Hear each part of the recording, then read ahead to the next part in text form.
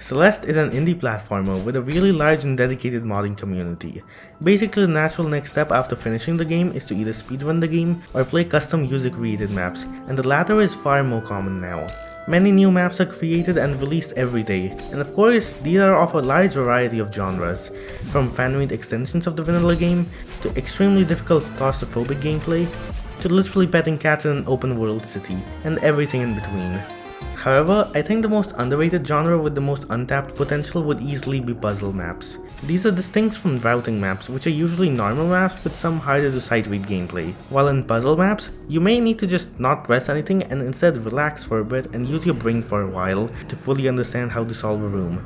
And the difficulty comes not necessarily from any tight inputs, but purely from a knowledge gap of figuring out what to do. These started out with extremely simple and basic ones like Crystal Enigma from the Spring Collab 2020 beginner lobby, being one of the most iconic ones to this day. It showed off how Celeste could be more than just a platformer, but even a puzzle engine, with its clever use of temple gate priority, as these gate switches open the gate closest to them, creating for puzzles where you have to hit them in a certain order, and its use of Theo Crystal, whom you have to get to the end of each screen, which adds more challenge to each room. However, this map does not really hold up today. With how short it is due to the room limit imposed on maps in SC 2020, the rooms feel disconnected from one another, with how the temple gate mechanic is abandoned halfway through, despite it being the coolest mechanic in the map by far. So maybe it can help you appreciate how puzzle maps slowly evolved from Crystal Enigma to become maps like this, or even this. There can be a lot of different ways to make one, so for this video I played almost every puzzle map I could find, and well, here's my thoughts on some of the more interesting ones. It's possible to make a puzzle map by using the limitations on the player's movement, and the most well-known puzzle map that does this, that also happens to be the spiritual successor to Crystal Enigma, is Dropzle, one of the two maps from Strawberry Jam that we'll discuss in this video. The goal of each room is to fit through these 1 pixel gaps. However, you aren't supposed to do that by simply jumping through them, but rather you are supposed to hit these non-returning Kevins to be able to line up with the gaps. The puzzle aspect is that you're given a limited number of dashes in each room displayed above you, so you'll have to figure out the route that takes the least number of dashes to complete a room. Having setups to line up for 1 pixel gaps is pretty common in Celeste maps in general, but having it be the entire goal of each room and the gimmick of the map is a very creative idea I haven't really seen before. Each room manages to keep the map feeling fresh, with all of them feeling distinct from one another, despite the fact that this map does not introduce any new mechanics at any point, only using the basic non-returning Kevins and switch gates. In this room, for example, you have to hit all the Kevins in a specific order and direction to move them all out of the way so you can use the jump through to set up for the gap. Kinda reminds me of that one mobile game with the cars you had to move. I also especially like this room and its use of red herrings. You might think to bring the Kevin up here to line up for the touch switch, but then you're left with 0 dashes so you can't line up the ending. So then you might try something in this down left area here, and realize you can actually collect the switch from the bottom by using a dash. So the solution ends up being to bring the Kevin over to the switch gate, then collect the touch switch which removes the switch gate next to the Kevin, so you can finally line up with the Kevin and beat the room. It's a pretty nice way of using red herrings. Like, only these 3 foreground tile slabs were used in the solution, and the rest were carefully added to make you think the solution was something completely different. My biggest complaint about Dropzle, however, is definitely the final screen. It is just way too much for a single screen, which makes it much more tedious than any other screen. And it's not like the room really has anything clever in it, it's just a bunch of Kevins and pixel gaps spammed across a large area. When you solve it, you don't have an aha moment because, well, it doesn't have anything interesting to figure out, it's just some trial and error, reusing the same idea that's copy-pasted across the room. Other than that, Dropzle is a pretty nice map. Now, instead of a limitation on your number of dashes, you could also have a limitation on your basic movement, such as Zip's Tower. In this map, you can't jump in any way, whether you are on the ground or on a wall, and your stamina is also drastically reduced. This makes even trivial tasks like climbing a higher platform much harder or impossible. You can't jump, so going from point A to B is pretty hard, but grabbing these ziplines can aid with that. However, these consume stamina too, which again you don't have much of. I love the way it's used in this map with traveling left and right, along with the fact that you can let go of them while they are in motion, and they will retain that momentum. This idea is used a few times where you may need to move a zipline towards one end by tapping the direction for a few frames, and it's a very neat concept. It also uses these particle spaces, which can remove your ability to regain stamina or dashes, which adds more to the puzzle aspect. The linked zip movers too are a great mechanic in multiple ways. They are kind of used like the ending conditions of many of the rooms, where you need certain colored zippers in certain states. So a lot of the rooms boil down to simply moving around to get them all lined up. This concept is also expanded upon further. Like, you sometimes need to remain on a zipper after having activated it to activate it again while moving off of it, with this being used very often. It doesn't even end there, like, you can get momentum from the zippers if you walk off them at the correct time. The use of these two mechanics let the rooms feel pretty open due to being able to influence stuff from across the screen, such as this screen where you'll need to use the vertical momentum you get from the zippers a few times, along with moving the zip lines left and right pretty often, and I found this room pretty fun to do with how you can easily get from one area to another by just falling back down. Also worth noting that the final room of the map, due to some of its symmetry, actually has two separate solutions that are both equally intended according to the creator, which I thought was cool. Usually with maps like these, there's just one solution for each room, but that's not the case here. So in all, Celeste Tower is a great map that utilizes its mechanics and movement limitations well. The limited movement set in this map was already pretty extreme, but this takes us to the map that utilizes them the best in my opinion. U+21CE by ATPX8. The Unicode character with that name is this symbol, which makes it pretty obvious what the limitation here is.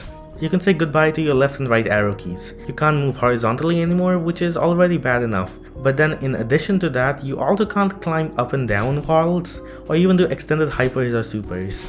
Due to these limitations, you have to think much more creatively about how to beat each room, and it definitely tickles my brain in the correct ways, with how it plays very differently from normal Celeste.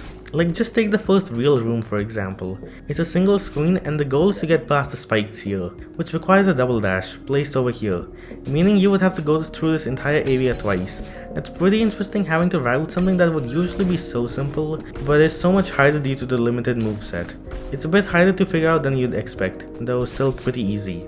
I love the usage of buffering corner jumps to travel left and right, and in a room like this one, you'll need to do it many times. It also has a 3-dash crystal, which with your limited moveset is actually very interesting, since you'll need it to get to the bubble, and it's amazing how well the map integrates that mechanic. Then right after that, I can't believe I'm saying this, you get to a 4-dash crystal, and it's actually used super effectively in this screen.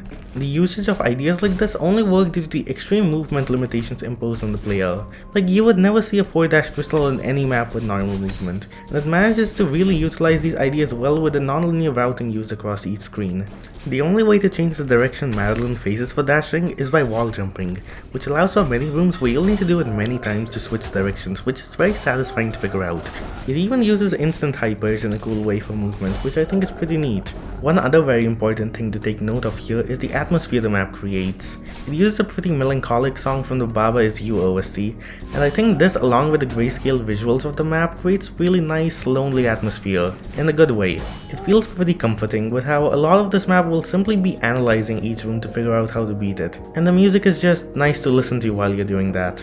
Despite how much I like this map, it's pretty short being only like 5 screens, and I would have enjoyed more rooms. Although the final room has this at the ending, for some reason, which just feels so jank. Literally everything else in the map has zero mechanical difficulty, and all the inputs are supposed to be very lenient or buffers, considering the map is supposed to have zero difficulty outside of purely thinking and using your brain. But having to dash into the dream block and then also wall jump off of one to switch directions is extremely jank, because again, you can't press left or right.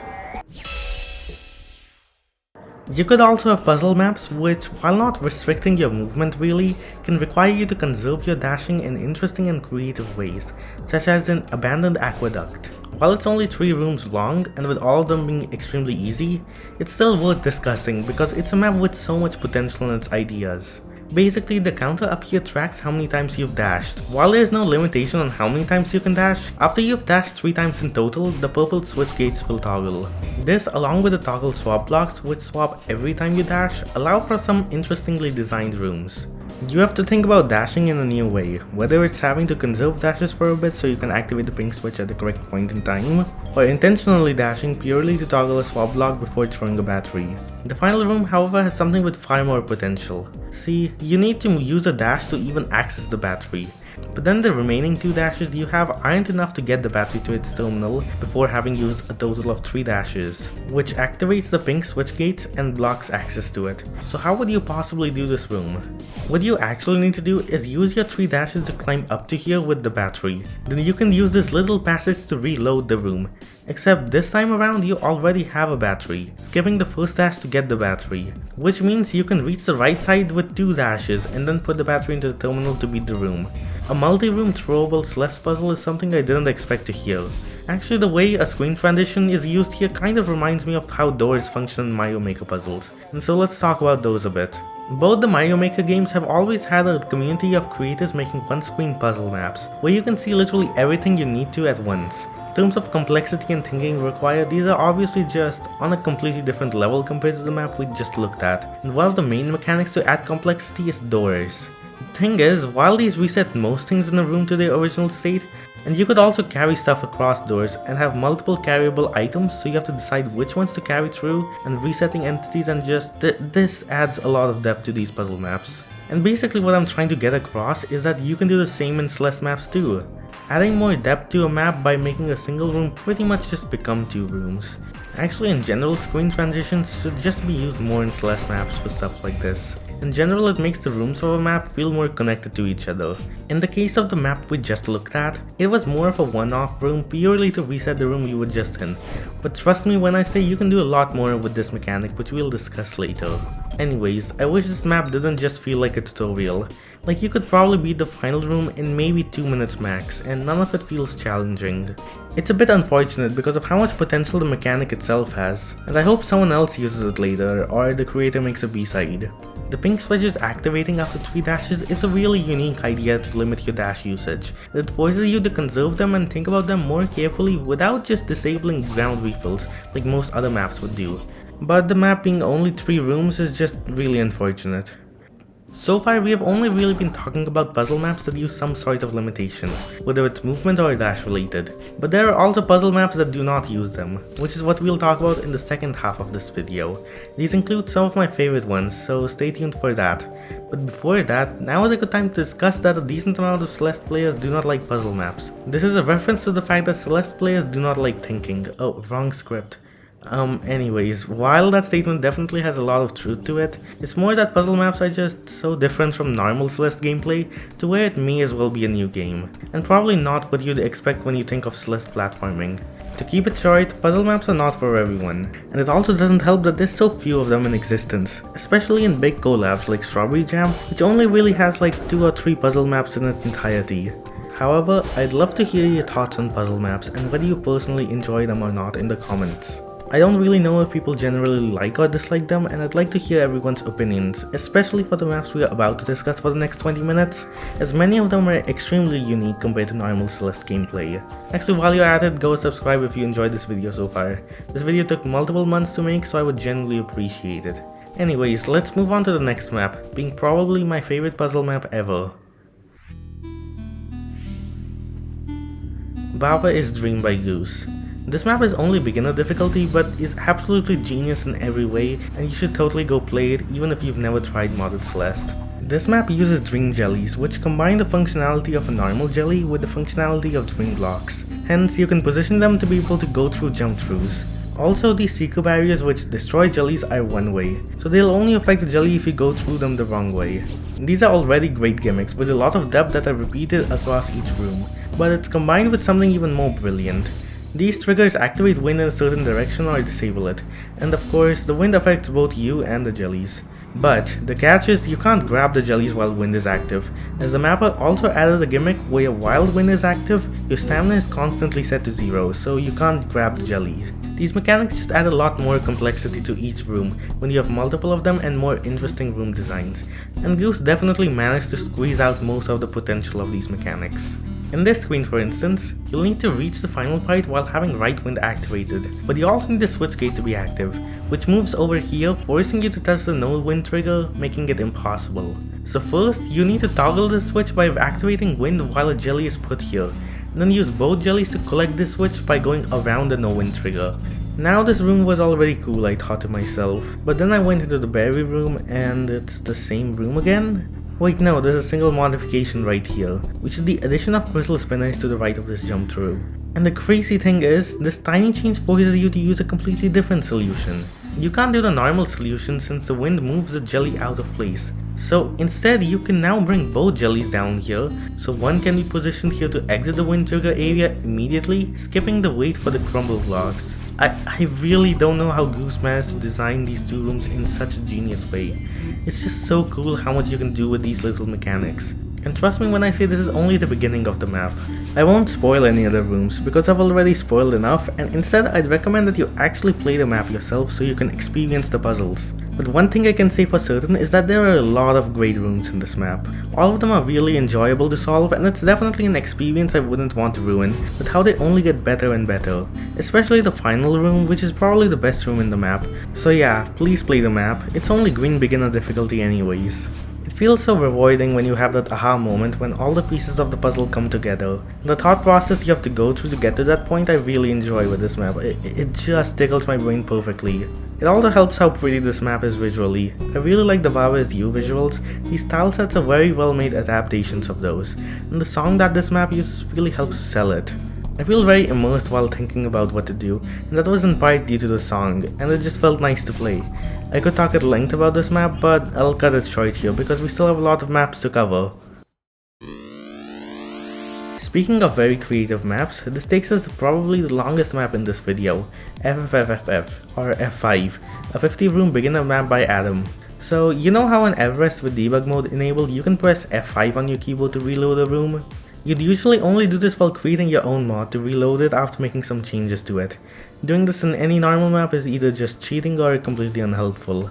Except, well, this map is all about that hotkey, and when I saw this map released and this being the main gimmick, I was immediately interested and excited to play, because this mechanic has never been used in a map like this, and I can say that it certainly delivers.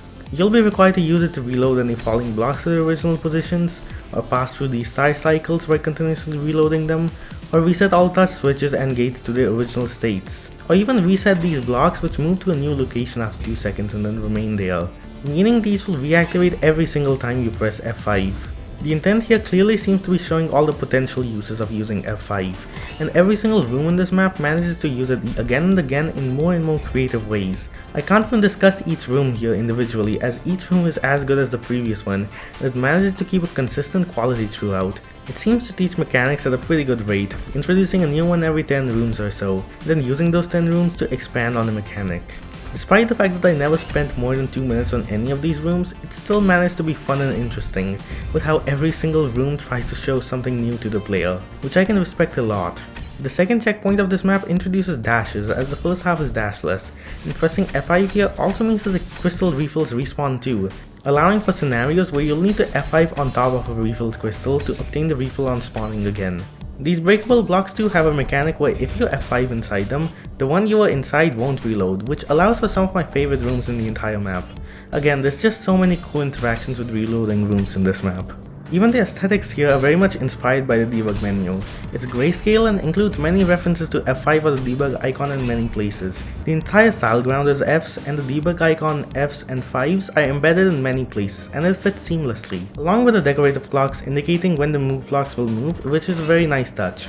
Generally, the atmosphere is great with how it's trying to be kind of mechanical in a way, combined with the music of the map, which absolutely bops, though I don't really know about if it fits the map. I also love the berries in this map, with how effectively the map is able to use them. Like in this room, you'll usually F5 to reset the star cycle to easily get across the room, but the berry requires you to activate this touch switch at the side, meaning that using F5 would reset the switch, so you'll need to do the room without F5. Or even the first berry in the map, right here. How would you possibly collect that?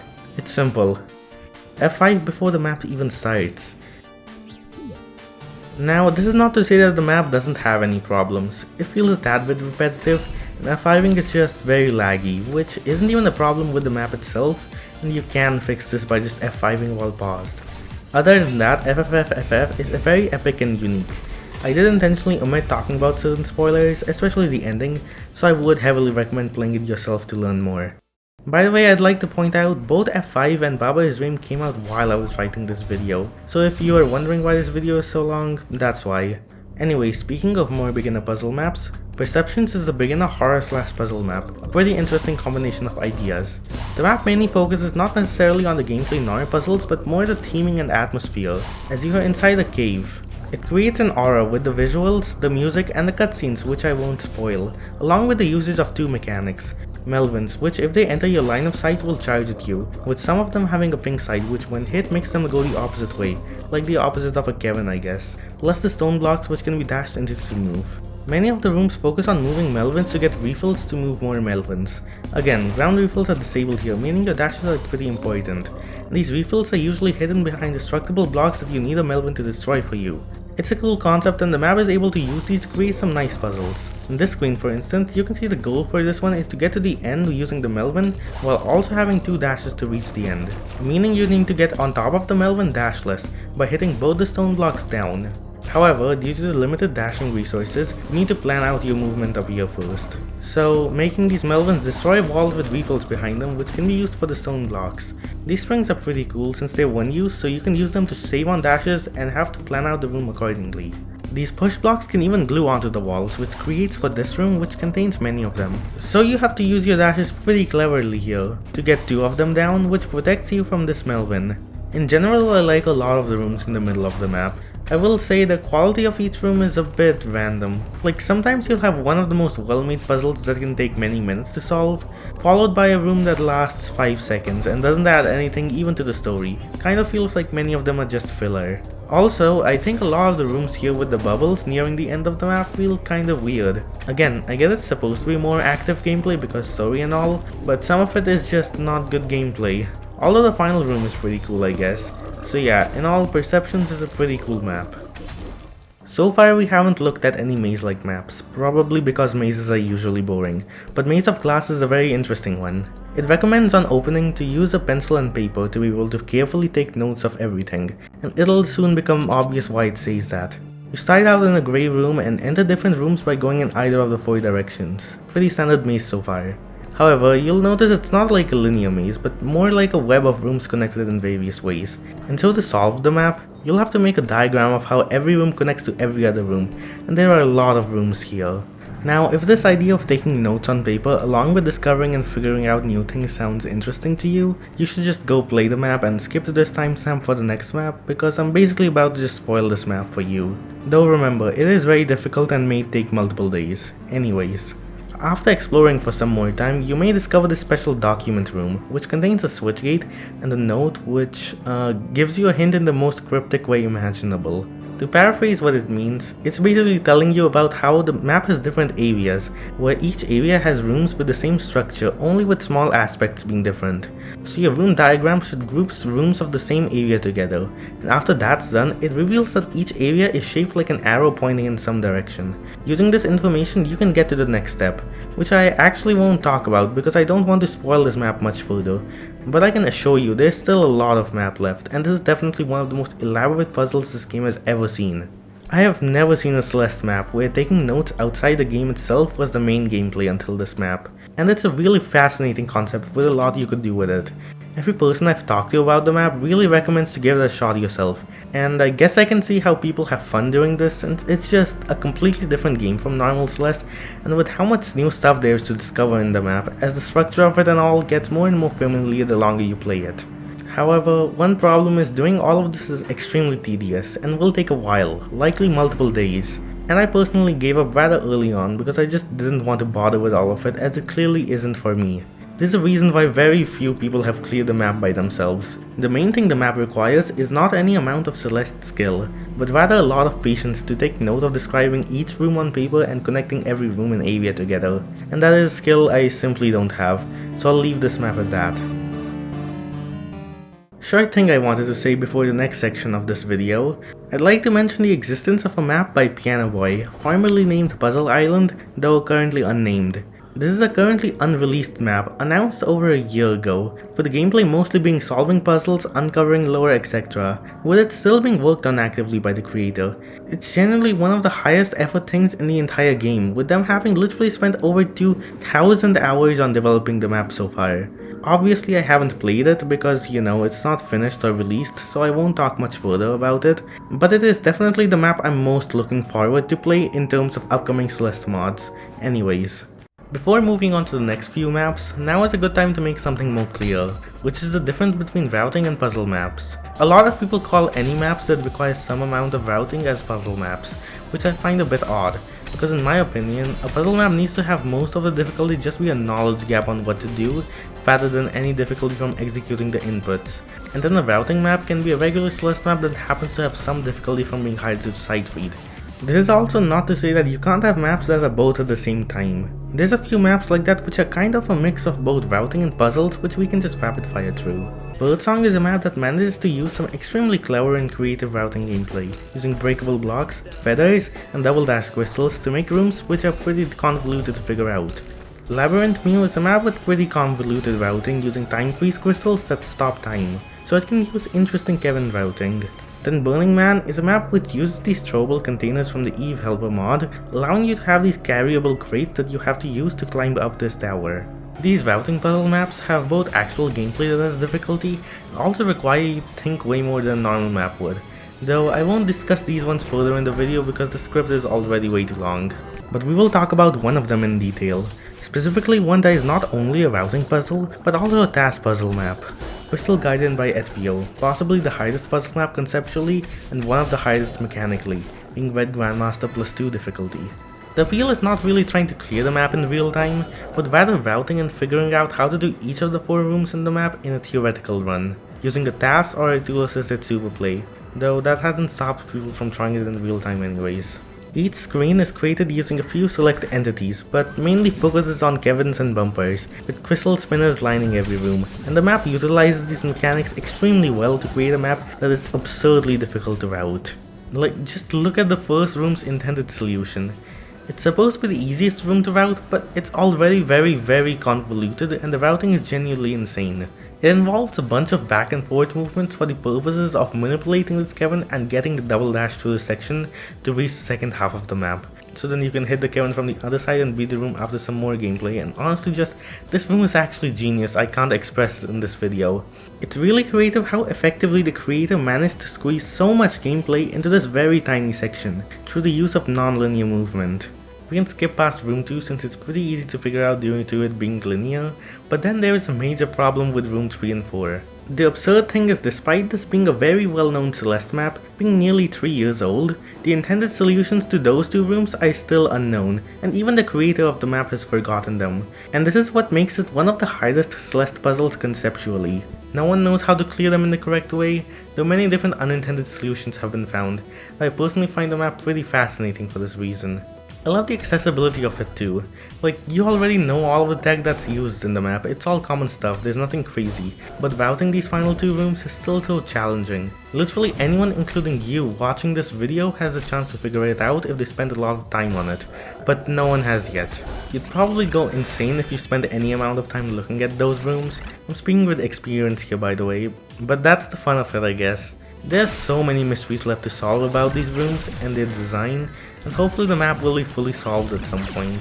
I would also be missing a part of this map if I were not to mention how iconic the visuals of this map are. It's just a simple pink style ground, and I think the usage of decals and pink spinners are well done here. Even the song used, being the Summit remix from 7B, fits well here, I think.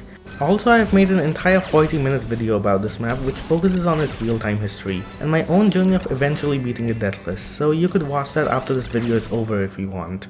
There's also many other task puzzle maps, such as Ivory. Or, okay, not really. Ivory is just a normal map from SJ. It's some regular jelly speed gameplay, no puzzle to be seen here, but this is not what we will focus on. At the side, there is a little secret area here which, if you enter, starts the actual puzzle, called Break My Ivory Tower, or just the Ivory True ending. Unlike Crystal Garden, where routing was the main thing and only needed very basic game knowledge, these 5 rooms in BMIT require a lot more game knowledge to know how to solve. For instance, the first thing you do in the map is a Kermit dash, being easily one of the most obscure techniques at the time, where you dash diagonally through a screen transitions, which sort of cancels your dash but sort of doesn't, as you're still in the dash attack state, allowing activating stuff like Kevin's past the screen transition, and the map includes many weird mechanics like this. BMIT has it all. displacing Kevin's siding positions in jank ways, teleporting some throwables in a weird way, a bunch of overly precise one-frame mechanics, maybe the most jank gravity-affected block I've ever seen. Why is it doing that? And of course the final screen where you build speed for a minute to travel 4,000 tiles of distance in an instant. This was actually also a community project to solve, and after many months of people trying to solve it, BMIT has still not been fully solved. Most of the major parts of the map have been found, but a few small things are still unsolved, and it's still never been tasked on the newest version. The major unsolved part is this section. You'll have to simply travel through this room once to be forced into another room, then in this new room you have to bring yourself and a jelly down by clipping through a jump through using a block. Then collect the double dash refill, place the jelly here to activate the touch switch, letting you move on to the next room. The thing is that in the newest version of the map, this spikes here preventing you from traveling to the right side without using multiple dashes. And since ground refills are disabled, you won't want to dash more than once here. And so far, no way has been found to solve this section. Some theories have been proposed, including trying to bring this water block down from the above room, which would let you keep your dash after passing through the cavern, but no way has been found to even theoretically do this. I enjoy the way every room is structured. It's overwhelming, it's dense, and combined with the visuals of the map, it feels a bit chaotic in a good way. It being a lot less accessible in terms of figuring it out means a lot of the stuff you'll see here is tech you probably haven't seen before, or thought of at least. You pretty much need to be an experienced tasser to know some of this stuff. And of course, aside from the knowledge itself, you would also need to know how to use these mechanics together in the order of operations for each room, which is extremely difficult to figure out. Now, both of these maps so far, while being meant to be task puzzles, can still be decently ITA viable in some ways. Crystal Garden has over 20 clears with the use of unintended skips in most rooms, and BMIT, while being a task puzzle, would be fully ITA viable with no issues if the unsolved part was solved. But 12 Days of Taskmas is a task puzzle map that definitely stays true to its name. 12 rooms where the goal is literally just to task the map, which by itself requires a lot of knowledge and experience with some of these mechanics. There's a bunch of unique tech used here, and it could be a good way to learn a thing or two about tasking just from trying it out yourself. Whether it's magically climbing walls with less stamina than usual, or building up speed in cursed ways, or hopping on core blocks to make them not activate for a while. However, I won't discuss this one any further because there's a much more interesting task map, Dash Trials by Exopta, another task puzzle map, this time with 16 rooms. It's heavily inspired by Panenkoek's ABC Trials, which was basically a map in Super Mario 64 where the challenge was to do it in as few A presses as possible. Basically just an extension of the existing A button challenge for doing the entire game with as few A presses. You know, the challenge with parallel universes and many 20-hour long tasks using some unfathomably complex mechanics to save 0.5 A presses. Anyway, sorry. Similarly in this map, while dashing is enabled, the goal is to task it in the fewest dashes possible to the best of your ability and your tasking knowledge. Watching a video of a zero dash run of this map is pretty incomprehensible as a person that only plays ITA. There's a lot of tech here that you basically never see in ITA maps, which lets it be a lot more free in terms of what can be put into the map. It is very interesting to watch with all the things that have to be performed for each room, and I'd imagine it's fun to task and figure out yourself as well, which obviously I didn't do because I am not a tasser. In the end, you go back to the side of the map with a key this time, which allows you to maintain speed to reach the height to the left. I kind of wish I could fully understand all of it. It kind of makes me want to get into tasking, which is probably a good thing. I like the way the challenge was presented. It's a way cooler concept to reduce the number of dashes required to 0, or really whatever number you want to reduce it to, than to just disable dashes entirely to make a dashless map. It means lesser experienced taskers, if they get stuck while trying to do it dashless, can just dash skip a room if they wanted to, which adds more accessibility to the map. Also, I guess I have to mention this too, but you could also play the map ITA and not care about dash count at all, and just beat it deathless while only using the first 3 rooms, which I thought was pretty cool.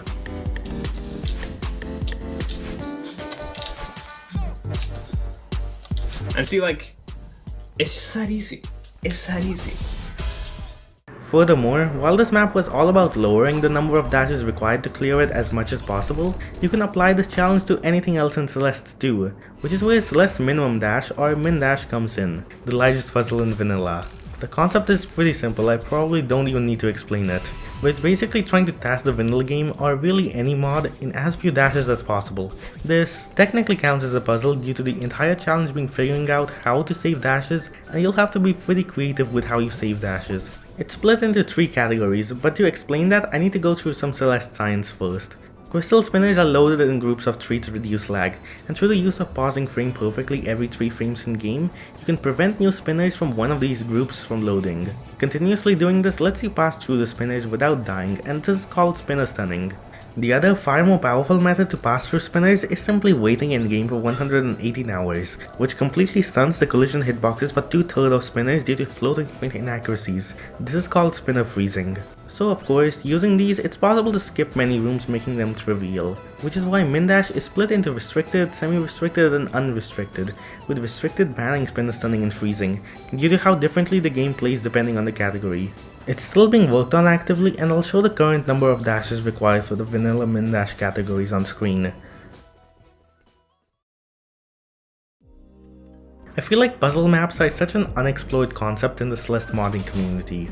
New maps get released every day, with there being thousands of them in total, but such a tiny percent of them are like the ones we discussed today, and I really wish more of them were made with how many unexplored ideas they have and how much people like me can enjoy them. In terms of mechanical difficulty, aka the difficulty to execute the inputs, they can be of such a wide range, from most being extremely easy, some of them being close to the hardest Celeste maps, and some being task only. In terms of conceptual difficulty too, at one extreme we have maps such as Dropzle, which are extremely easy with most screens being solvable within a minute or more. Then at the other extreme we have My Ivory Tower and Crystal Garden, which are unsolved even with years of community effort from many people. Although I'd love to see more puzzle maps that are at a difficulty somewhere in between the two extremes, that can be finished by a single person reasonably, but also are still difficult to figure out and may require multiple hours or even days to solve, such as Maze of Glass or the last 2 task puzzle maps that we had discussed.